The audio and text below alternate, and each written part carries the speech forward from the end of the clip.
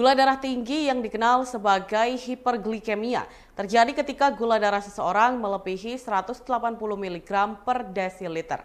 Kadar gula darah tinggi bisa berbahaya jika tidak segera ditangani dan menyebabkan masalah jangka pendek dan jangka panjang. Ada beberapa cara untuk membantu menurunkan kadar gula darah, termasuk perubahan gaya hidup, tips diet, dan pengobatan alami.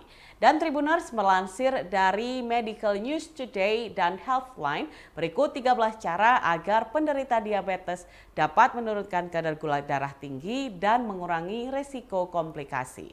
Yang pertama, pantau kadar gula darah dengan cermat. Kadar gula darah tinggi seringkali tidak menimbulkan gejala sampai kadarnya melebihi 200 mg per desiliter.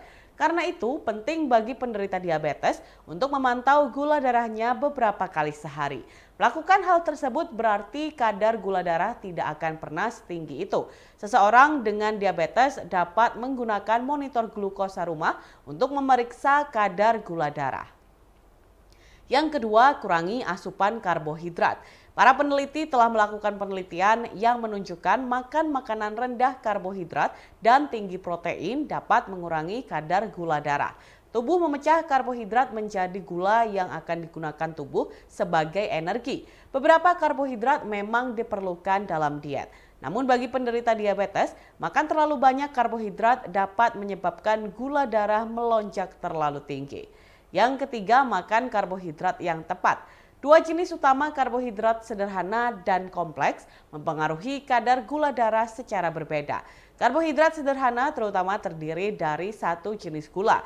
Mereka ditemukan dalam makanan seperti roti putih, pasta, dan permen. Tubuh memecah karbohidrat ini menjadi gula dengan sangat cepat, yang menyebabkan kadar gula darah meningkat dengan cepat pula. Yang keempat, pilih makanan indeks glikemik rendah.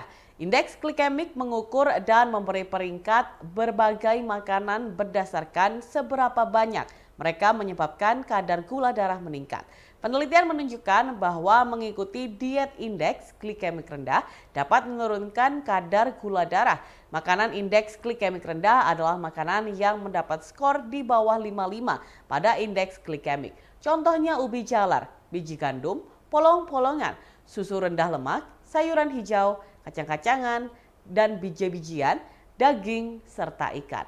Yang kelima, tingkatkan asupan serat makanan. Makan banyak serat larut termasuk biji-bijian seperti beras merah dapat sangat membantu. Serat memainkan peran penting dalam manajemen gula darah dengan memperlambat laju pemecahan karbohidrat dan laju tubuh menyerap gula yang dihasilkan. Ada dua jenis serat, yakni serat larut dan tidak larut. Dari kedua jenis tersebut, serat larut adalah yang paling membantu dalam mengontrol gula darah. Serat larut ada dalam makanan seperti sayuran, biji-bijian utuh, hingga buah. Yang keenam, pertahankan berat badan yang sehat. Kelebihan berat badan dikaitkan dengan peningkatan insiden diabetes dan kejadian resistensi insulin yang lebih besar. Studi menunjukkan bahwa mengurangi berat badan bahkan hanya 7% dapat mengurangi kemungkinan terkena diabetes hingga 58%. Yang ketujuh, mengontrol ukuran porsi.